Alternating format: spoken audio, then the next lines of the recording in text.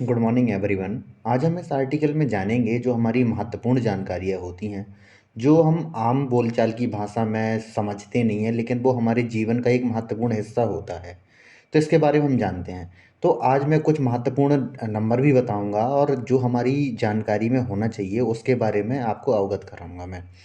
तो सबसे पहले हम देखते हैं कि कोई व्यक्ति अगर 1 से 20 रुपए तक के सिक्के लेने से मना करता है तो हम क्या कर सकते हैं इसके लिए। तो सबसे पहले हम देखते हैं। तो ये जो मैं डेटा आपको पूरा दिखाऊंगा नेशनल क्राइम इन्वेस्टिगेशन ब्यूरो के हिसाब से मैं दिखाने वाला हूँ। जो हमारी एजेंसियाँ होती हैं जो इस चीज़ को रोकती हैं धोखाधड़ी को, तो उससे मैं सीधा डेटा लेके मैं आपको बताऊंगा। इसमें कोई भी, क्योंकि सीधा उनका जो ट्वीट होता है उससे लेके मैं आपको बताने वाला हूँ। तो उन्होंने सीधी जानकारी ये दी है कि अगर कोई व्यक्ति भारतीय रिजर्व बैंक द्वारा जारी एक एक रुपये से 20 रुपये तक का समस्त सिक्के, देश की वैध मुद्राएं किसी व्यक्ति द्वारा इन सिक्के को बंद हो गया हो या नकली कहते हुए अस्वीकार करने पर आप उसके खिलाफ भारतीय मुद्रा अधिनियम व आईपीसी धारा के तहत एफआईआर दर्ज करा सकते हैं उसके खिलाफ। और क्या कहता है, कई मित्रों को, बहुत सारे लोगों को यह भ्रम है कि आरबीआई किसी भी सिक्के को जारी नहीं करता। सिक्के केंद्रीय वित्त मंत्रालय द्वारा जारी करता है, यह गलत है। आरबीआई एक्ट की धारा 38 के अनुसार संचालन हेतु सिक्के सिर्फ आरबीआई द्वारा ही जारी किए जाते हैं। वित्त मंत्रालय, यहाँ याद रखना, वित्त मंत्रालय सिर्फ 1 रुपए के नोट को ही जारी करता है, बाकी किसी भी नोट को जारी करने का अधिकार वित्त मंत्रालय को नहीं है। क्यों, बाकी सभी जो रुपए हैं वो आरबीआई ही जारी करता है। अब मैं आरबीआई के बारे में बताता हूँ। आरबीआई की जो स्थापना हुई थी 1 अप्रैल 1935 को हुई थी। हिल्टन यंग कमीशन के अनुसार उसकी स्थापना की गई थी। 1949 में इसका राष्ट्रीयकरण कर दिया गया था। तब से भारत की जो मुद्रा है और भारत की जो सारी बैंकों को रेगुलेट करने वाली अथॉरिटी है उसको आरबीआई हम बोलते हैं। अब हम जानते हैं आगे क्या है। इसमें ये बोला जाता है कि देखिए, भारतीय रिजर्व बैंक द्वारा जारी 1 रुपये से 20 रुपये तक के समस्त सिक्के देश में वैध होंगे और उनके अगर कोई व्यक्ति अस्वीकार करता है तो उसके खिलाफ एफआईआर हम दर्ज करा सकते हैं। तो अब कैसे दर्ज कराएंगे इसके बारे में हम जानते हैं। तो इसमें हम ये जानते हैं, किसी भी व्यक्ति द्वारा 1 रुपये से लेकर 20 रुपये तक के सिक्के ना स्वीकार करने पर तत्काल सहायता हेतु हेल्पलाइन नंबर 100 डायल कर सकते हैं। ठीक है, 100 डायल करेंगे या 112 डायल करेंगे। तो इससे क्या होगा कि हम इसमें सहायता कर सकते हैं। जो व्यक्ति इस चीज़ के लिए कहता है कि हम नहीं लेंगे, बहुत सारे हमारे ऐसे क्षेत्र हैं जहाँ पे इस टाइप की मुद्रा नहीं ली जाती, तो उस चीज़ को रेगुलेट करने के लिए ये सब चीज़ें हैं जो इन्फॉर्मेशन देती हैं हमारी ब्यूरोज जो होती हैं। तो इसमें ये बोला जाता है कि वैध मुद्रा लेने से इनकार करने वालों पर भारतीय मुद्रा अधिनियम आईपीसी धारा 489 ए और 489 ई के तहत शिकायत दर्ज की जा सकती है।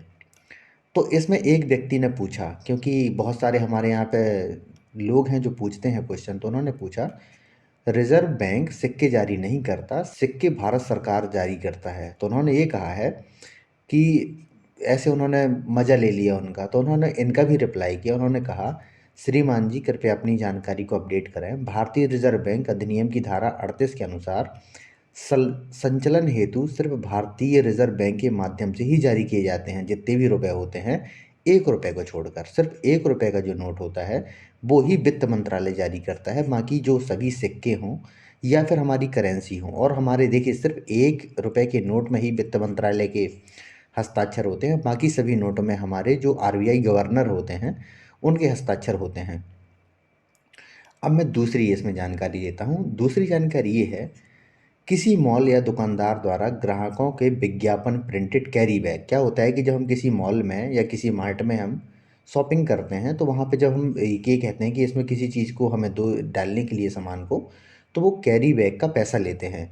तो उसकी कैरी बैग या थैला मान लेंगे हम उसको। तो इसमें ये बोला जाता है कि कोई मॉल या दुकानदार द्वारा ग्राहकों से विज्ञापन प्रिंटेड कैरी बैग का अतिरिक्त मूल्य अगर लेता है, कोई उसका पैसा अलग से लेता है, तो ऐसे मामलों में राष्ट्रीय उपभोक्ता हेल्पलाइन नंबर इसमें डायल करके 1800 114 000 या 1915 पर शिकायत दर्ज करा सकते हैं।